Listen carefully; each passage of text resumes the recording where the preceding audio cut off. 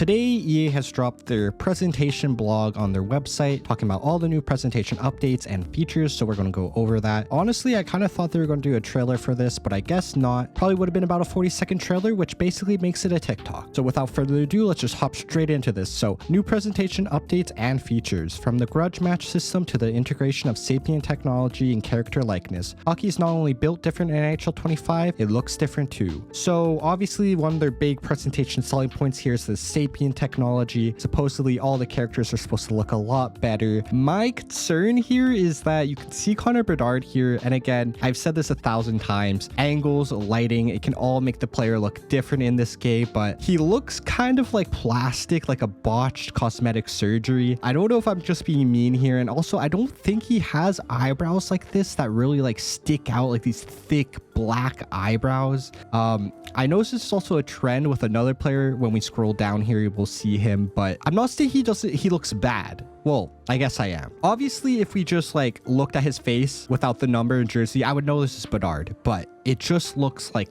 plastic. I don't know. Something looks off to me. But we'll scroll down here and read the other blurbs here. So next gen characters, the next best thing to the real thing. Thanks to the introduction of the sapient technology and the power of the Frostbite engine on PlayStation 5 and Xbox Series X/S, all of the NHL 25 in-game characters have received a serious visual overhaul. So again, angles really seem to matter here, and you know, Stamkos, all credit to them. I think he looks pretty solid there. Nothing really to complain about. Yeah, I stared at it for a little bit longer and I don't really have anything to complain about. Again, maybe I'll zoom in a little bit and then you guys can micro analyze him. I can't click on this and zoom. I guess I can do like this. But yeah, we can zoom in a little bit here and you can see, maybe I should have done the whole thing like this. This is actually like a perfect zoom. I think I'm going to continue like this. But you can see he's looking solid, looking good. It looks like Stammer. And then I'll scroll back up and show you Bedard again. Again, zooming in does not help. Oh my god. Yeah, no, still just looking like a botched surgery. I saw on the other social medias they posted these and people were asking why they look oiled up, and honestly, yeah, he kind of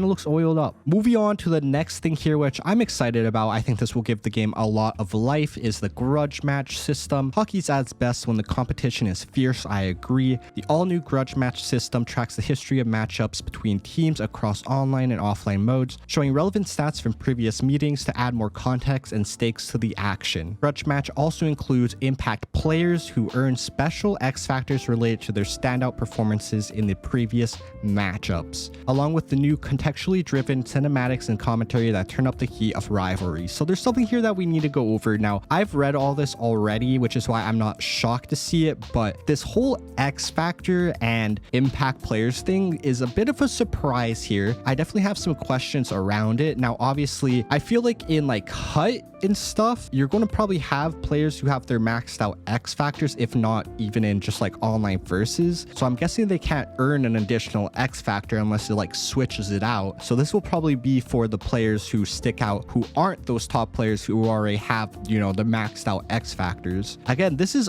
offline mode, online mode, so this carries through all your modes. So I guess that, I mean, it's kind of fun. We'll have to see how this affects like franchise mode and the simulation and all that stuff. But yeah, it's fun to see them doing little things like this. We'll have to see, do the impact players lose the X factors after the next game? Probably. I'm guessing they don't just carry it throughout the entire series, or maybe they do. I have no idea. And we can see the graphics here, and honestly, they're looking really good here. So you can see last 5 games. I see what's going on here. So you can see last 5 games. It looks like there's only one game to see here, which is a New Jersey win. So I'm guessing in the event that there was actually 5 games, obviously this graphic will just be multiplied by 5 across here, probably with some Vancouver logo wins in there, hopefully. But yeah, all the text and all the graphics look really good in my opinion, and I give this a 10 booms on the boom scale. Beyond that, we scroll down here to another cursed image, which we'll talk about in a sec, but infinite camera system. The all-new infinite camera system completely revamps replays with the increased variety and authenticity of angles. Those include broadcast-inspired wire, drone, and other cinematic and other static camera positions throughout the rink to capture even more of the action. So all good stuff, honestly. Having more options for the replay is epic. I'm sure we'll get to see some fun fun things from that. Hopefully they're not like all cursed and like getting blocked by like black random stuff that sometimes happens in NHL 24. And hopefully they're good angles too and not just the useless ones that no one wants to look at. But that's cool to see. But kind of the last thing here to talk about is Crosby here. Again, maybe I'm tripping here. Maybe this is a hot take. Maybe this is my own take here, but eyebrows looking a bit too prominent on Crosby. Now we could